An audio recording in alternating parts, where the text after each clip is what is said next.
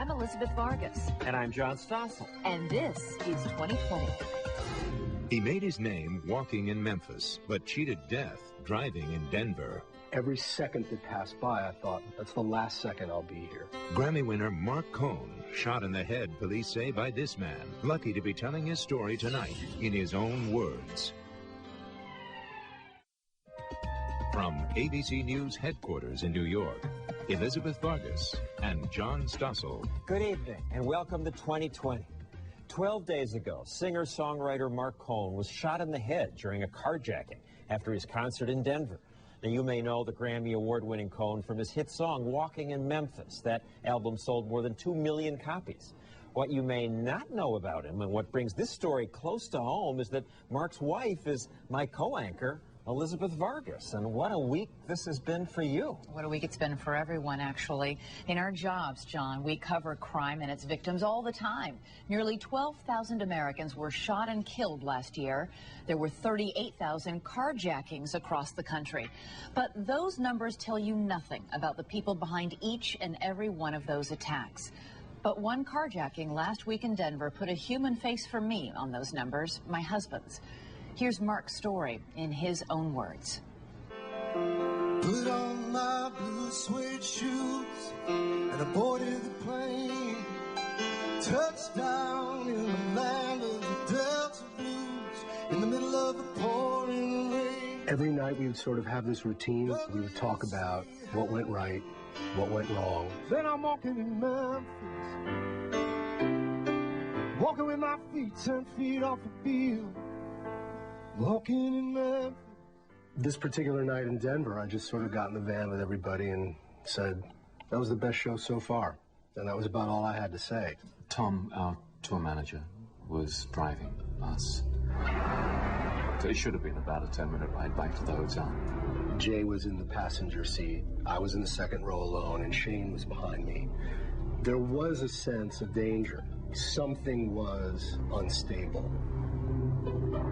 We'd noticed somebody running in the other direction, fast. And I said in the van, God, I wonder who that guy's running from. And I think it was only 5 or 10 seconds later that I found out who that guy was running from. And I did not process anything about this person except the gun that he was holding. Marc yelled, "Duck." I yelled duck really loudly because he was clearly now pointing it right at the van. I heard the sound go off and then the sound of breaking glass. At which point, you can't believe that this is happening. I heard Marc say, my God, I think I've been hit. I touched myself and there was blood all over my hands. So this thought that, oh my God, I'm not going to get home. All kinds of things went flashing by. If there's a God up in heaven, he's got a silver thunderbird. She said, tell me, are you a Christian child? And I said, the nominees of Best New Artist are walking in Memphis. And the Grammy goes to Marc Cohn.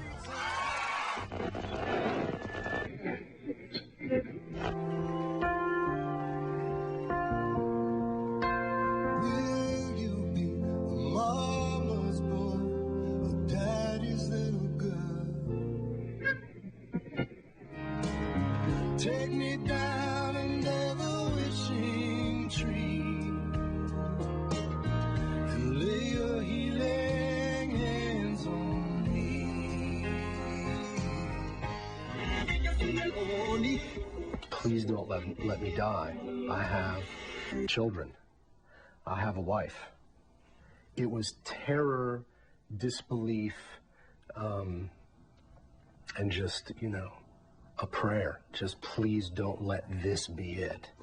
And I could see a perfectly round hole in his head, which I knew had to be a bullet. And Shane said, yes, it's all right, man, it's all right. Now, I've been traveling with Shane for 7 or 8 years, so I know him pretty well, and I heard his words, but his face said, it's not all right. Within moments, you know, all the police, fire department, ambulance, they're all there. Typically, when you get dispatched to a gunshot wound in the head, you're going to end up pronouncing them and leaving them on scene. People don't often survive shootings to the head. I remember Mark asking, can't my friend come with me? You know, as they're putting him on the stretcher, you know, to go into the ambulance, and they said no, you know, they just wanted to get him off to the hospital. From the time I realized I was shot till maybe an hour later, when a CAT scan had been taken, that whole hour, every passing second was a thought that this could be it. This is a copy of Mr. Cohn's CAT scan. I suspect that the bullet actually struck the skull, not with enough velocity to fracture it, but enough to stop it and keep it in this location. Any more velocity certainly could have fractured the skull, and another centimeter or two would have been into the brain. This circle here is his orbit, where his eye resides, and so you can see a centimeter or two from his eye. Had his head turned 5 degrees to the left, it could have very easily gotten into his eye. It was that close. It was a terrifying moment and a moment of sheer relief and release. I mean, I saw that there was exactly enough room in the soft tissue between here, the outside of my face, and the beginning of my skull. There was just enough room to hold that bullet. My first thought on seeing it, and I turned to him and I go, wow, that's a great album cover, you know. And he was able to laugh about it too. Whoever left me the message from the hospital said, Mark's okay. There's been an accident. And it took a long time to find him. And finally, he got on the phone himself, finally. And he said, I've been shot. And I was just like, I think I just kept saying, what? I said, what? What? And he kept repeating it, and I was like, where? And he said, in the head. And I thought to myself, the first thing I thought is, how can you be talking to me if you've been shot in the head? And he said he was carjacked. And that was the first I'd heard of that. I couldn't believe my husband had been carjacked in Denver on the way home from a concert, and he'd been shot in the head. It just seemed almost preposterous and surreal. And singer Marc Cohn, known for his 1991 hit Walking in Memphis, Recovering after being shot in the head in an attempted carjacking in Denver. Joseph Yakteen is accused of shooting Cohn in the attempted carjacking on Sunday night. He had seen the mugshot on the local news, and I said, what did he look like? Meaning, you know, I wanted to know, the reporter in me, you know, give me the stats. Old, young, tall, short, Hispanic, black, white, tell me.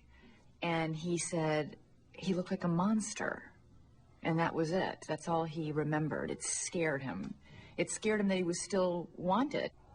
So we were relieved to get a phone call in the middle of the night from somebody who said, actually, there's a standoff going on right now. This guy had found an abandoned house and had barricaded himself inside, and the SWAT team surrounded it. Suspected shooter Joseph Yakteen was arrested last night after a lengthy standoff near Denver City Park. When that kind of event sort of enters your story for a few seconds, that changes your way of looking at the world. It's got to.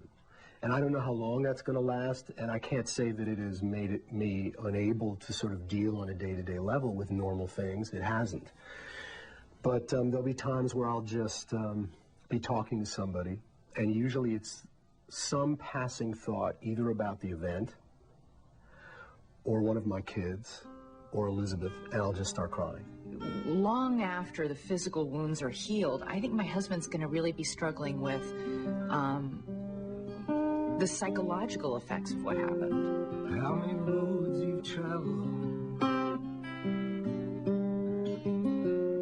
how many dreams you've chased, he was a victim of a crime. And I hear this not just from Mark, but also from the other band members who were in the van that night. And I've heard this from people I've interviewed who've been crime victims, but this is the first time it's been this close to home. This is a really big deal. I mean, this is not something you just sort of go, oh, got carjacked and shot, all right, moving on. You don't just move on. It's important for those of us who are around people who are victims of crime and violence to be aware of that and remember that.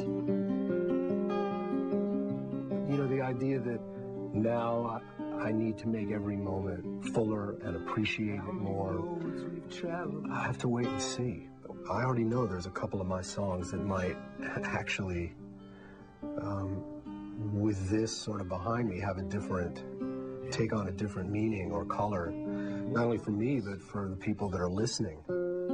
Oh, life is trial by fire, and love's the sweetest taste. And I pray it lifts us high to one safe place.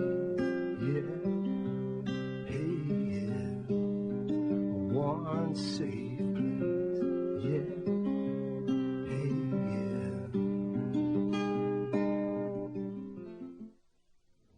The carjacking suspect, Joseph Yaktine, is now in jail, charged with 19 criminal counts, including attempted murder.